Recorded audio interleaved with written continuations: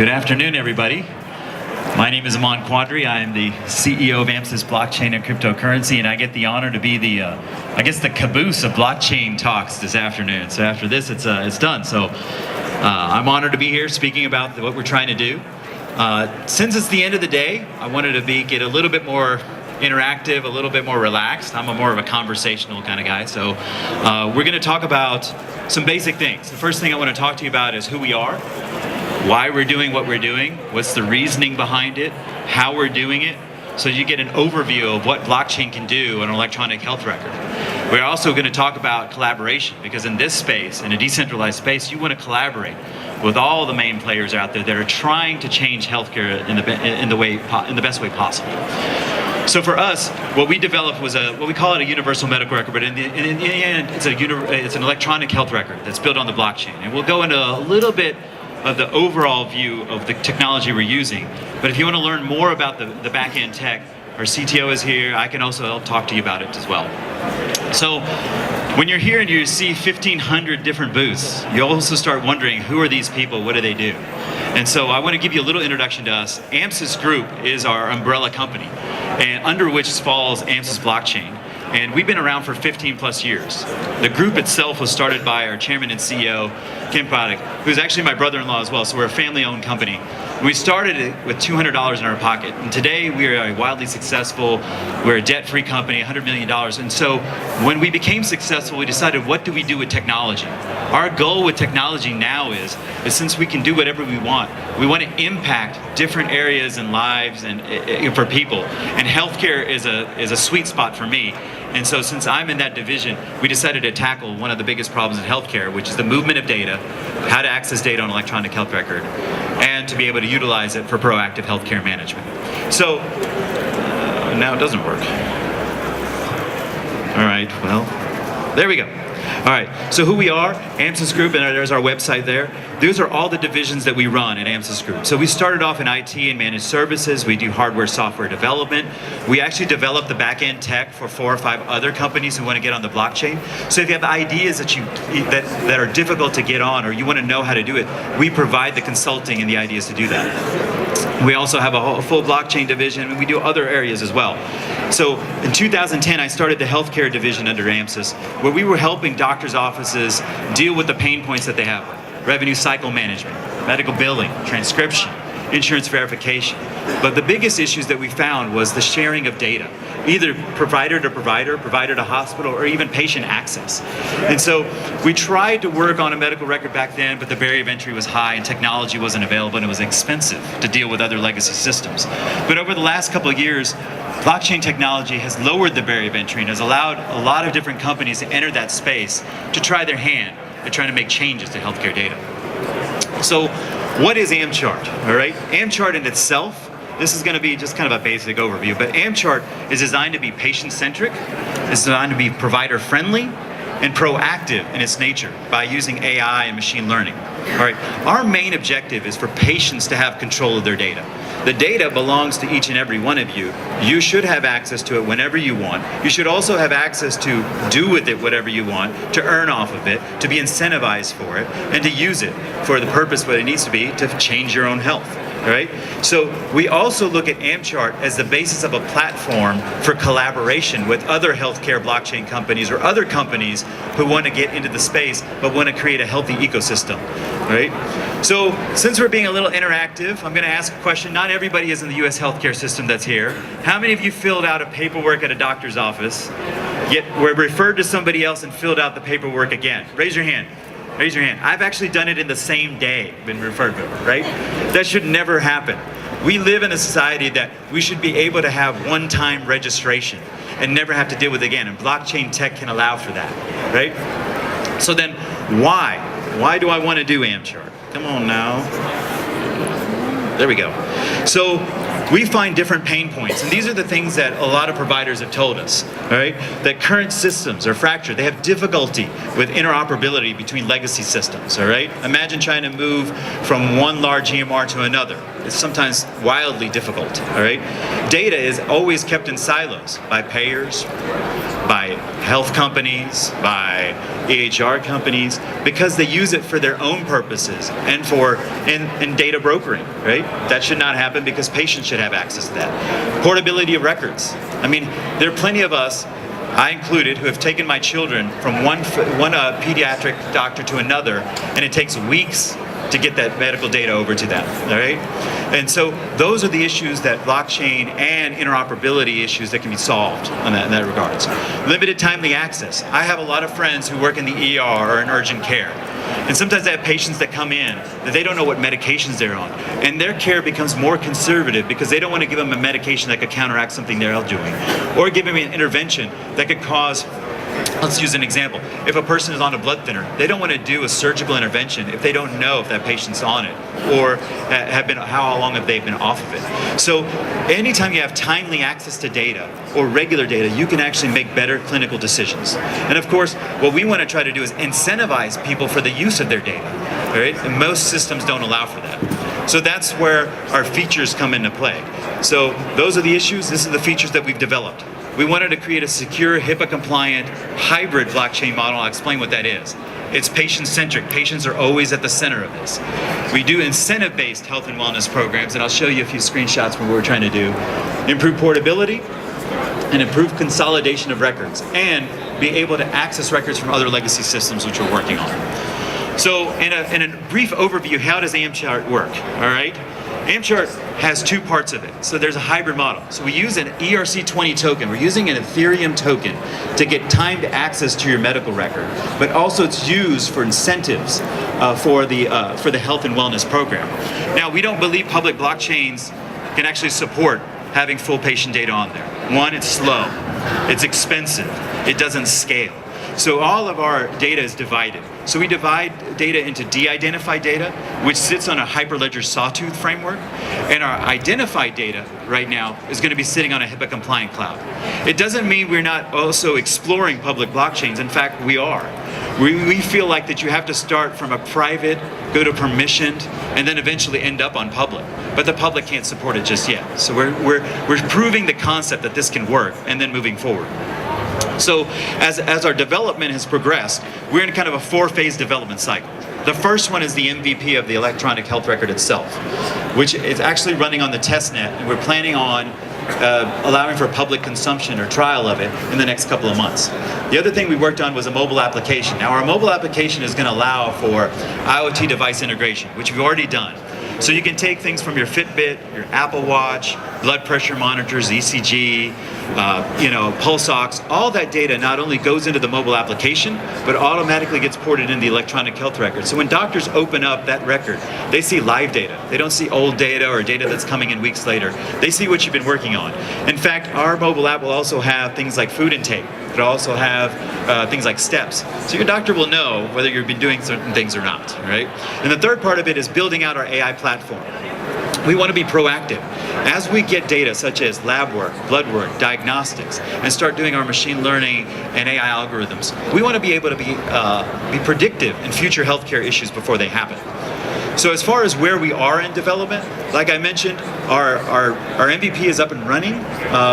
We're just finishing up a few odds and ends, and in the next month or so we'll be able to release it. So if you sign up with us, we'll give you first access to that record. Our mobile application is going to be released on the Apple Store right at the first week of April. We're hoping for an April 1st launch so that you guys can actually test around with it, move data off and on, and be able to actually get it into the electronic health record itself. So let's do another poll. Let's talk for a second. Can you take your data with you? How many? Well, everybody has their cell phone on them. Raise your hand if you have your cell phone with you. All right, everybody has their cell phone. Some people are there. How many of you can access your bank account right now on your cell phone? If you just needed to check your balance, most everybody can. Some people can access their brokerage. How many of you can actually access your electronic health record right now on your cell phone? A few can. There's some things out there. A few can. But there are more people that can access their bank account than the most vital data they own, which is their healthcare data. And that should be the same as your bank account to us. Now, the other thing is, these are just more rhetorical questions, but there's a lot of people wear Fitbits and Apple Watches, but most of that data doesn't go into your electronic health record. We feel like that should also go there. We also feel like that when there's things out of parameters based on IoT integration, you should be able to be warned through your mobile app. You should be able to have video visits or HIPAA compliant chat with when things go out of parameter. And that's what we're developing currently. So we talked earlier about the ability to do one-time registration. So I'm showing you just some screenshots. We're doing one-time registration, and then this registration can always be updated, but we also have HIPAA forms. We're gonna have informed consent, be able to do those one time. And so then when you move to a different platform or you're seeing another provider, all that data is available to them based on your permissioned access.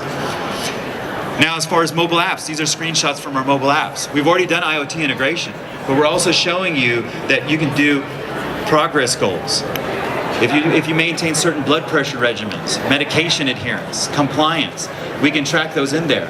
If they're out of parameters, it'll alert your physician.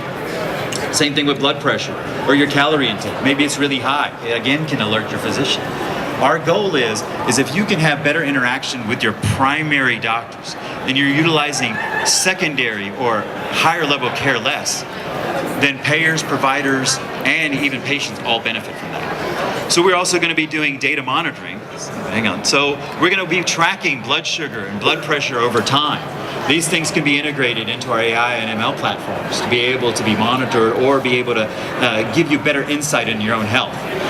We're going to have clinician monitoring. So currently the app is being tested in a small hospital in Spain, and what they're utilizing it for is for post-operative care. You know, let's say, for example, they utilize it for orthopedic, like total knee replacement. Are they doing their exercises regularly? Are they getting on their CPM? Are they actually taking their medications on a regular basis and doing their vitals? And if it's not, it alerts the physician. So what we're doing is we're creating patient and provider accountability, but we're also incentivizing people to do that. Can you actually gain financially from your own health? Well, currently, you're not, all right? Your data is brokered on a regular basis without your well, some of you know it's being brokered, but some of you don't know it's being brokered. It's being used for different kinds of research. But you should own your data, and you should be gaining financially from those things. And so we created kind of an ecosystem the way we look at it. Patients are always going to be at the center. And so how we incentivize patients with our ERC20 token is simple. Build a medical record in our platform. You're incentivized with tokens. You decide to maintain vital signs or progress goals. Again, you're incentivized with tokens. You give permission to access your data for pharmaceutical research, clinical trial matching, for other research institutions. Again, you get incentivized in tokens.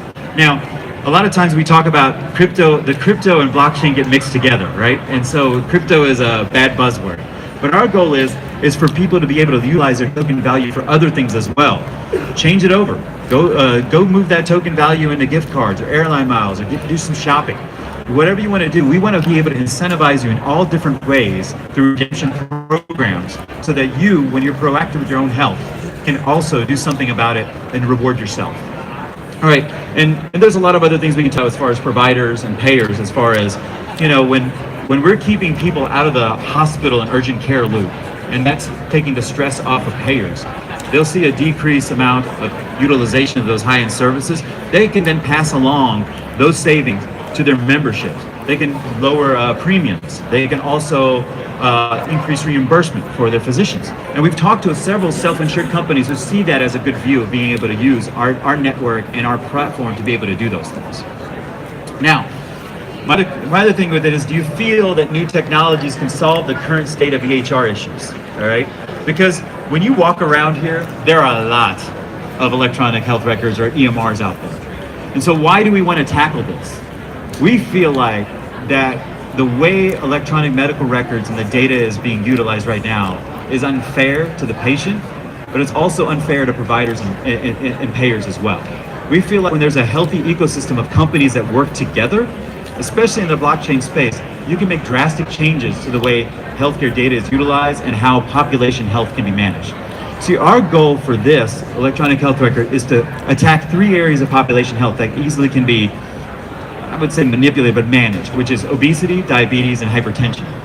Because if we can increase compliance and adherence to certain programs, if we can increase incentives to patients, we can actually have them change their behaviors.